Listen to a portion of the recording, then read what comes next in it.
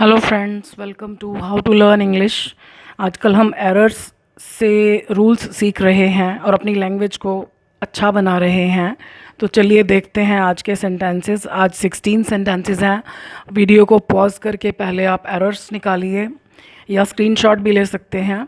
उसके बाद आप चेक कीजिए कि आपके कितने सेंटेंसेस ठीक हैं। So let us start with the first sentence. Whose dog bit you. मुंह से काटने की इंग्लिश होती है बाइट, बिट, बिटन। तो हुज अकेला नहीं आता, हुज के बाद वो नाउन आता है जिससे रिलेशन पूछा जा रहा है।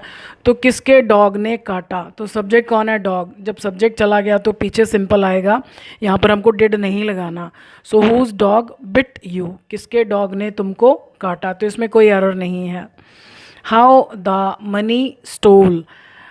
हाउ के बाद हमेशा क्वेश्चन होता है, लेकिन अब ये सेंटेंस क्या है? सब्जेक्ट है मनी और काम है चुराना। तो पैसे ने चुराया, गलत है। पैसे को चुराया जाता है। जब भी आप फाइंड आउट एरर कर रहे हैं, जब तक आपको कोई टाइम का हिंट नहीं दिया हुआ तो टेंस चेंज नहीं करना चाहिए।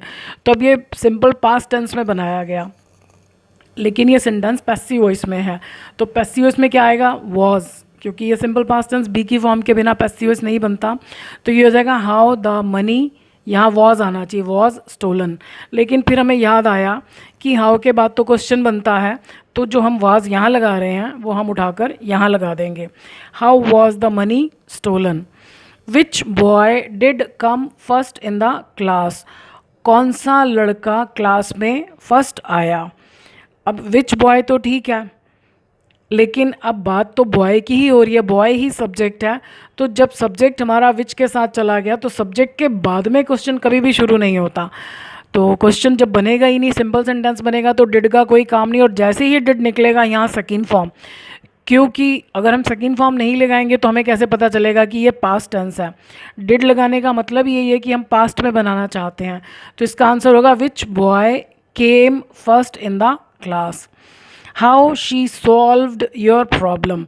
हाउ के बाद हमेशा क्वेश्चन होता है, काम शी ने ही किया, शी सॉल्व्ड, तो क्वेश्चन कैसे बनेगा? How did she solve, first form, solve your problem. These problems will be taught many lessons. इन problems be plus third form, तो इसके साथ को लग गया। इन प्रॉब्लम्स को सिखाया जाएगा बहुत सारे लेसन्स।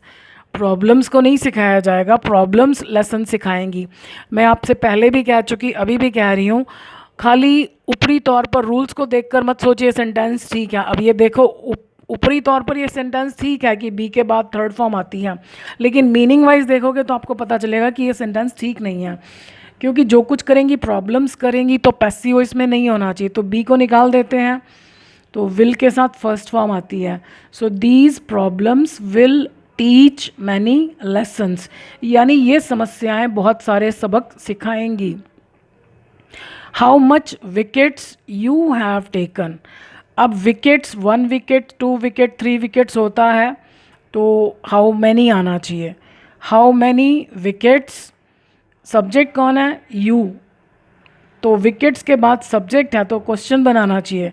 हाउ मैनी विकेट्स, ये हैव यहाँ आना चाहिए। Have you taken.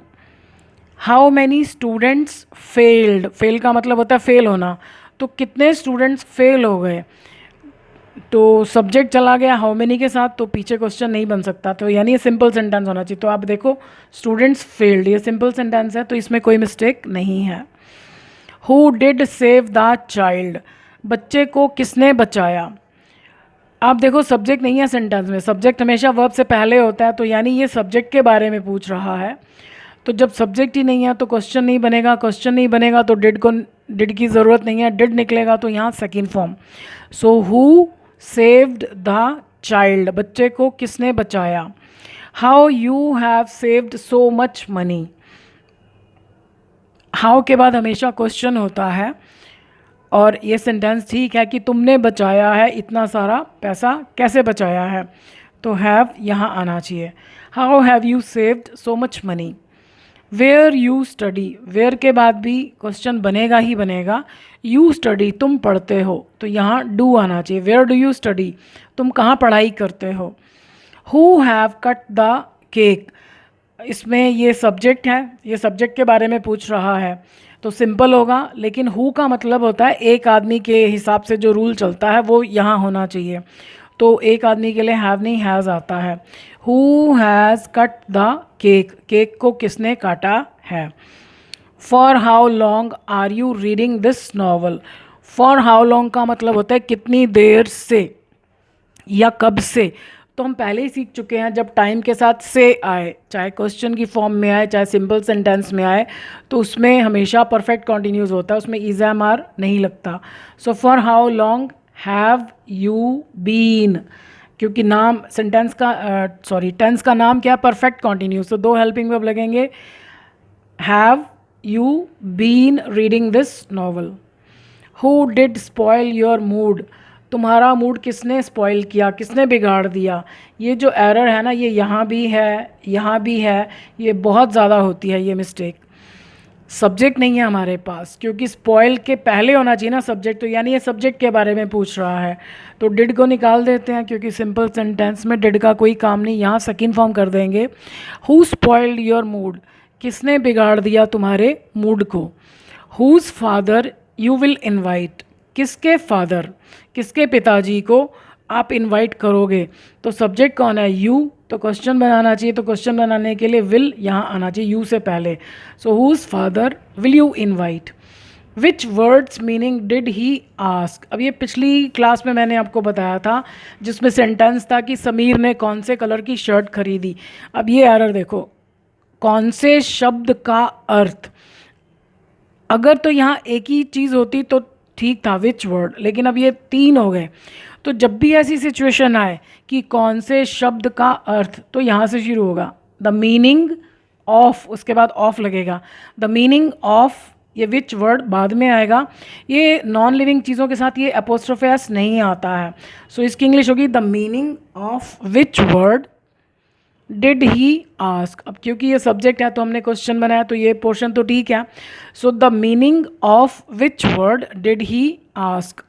Whose did you like the voice, whose कभी अकेला नहीं आता, हुज रिलेशन के लिए आता है, किसका, क्या किसका, किसकी आवाज़ तुमको पसंद आई, तो वॉइस यहाँ पर आना चाहिए, द हट जाएगा क्योंकि हुज के बाद द नहीं आता। Whose voice did you like.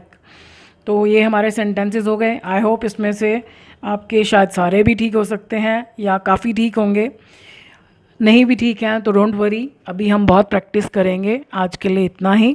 Thank you for watching this video.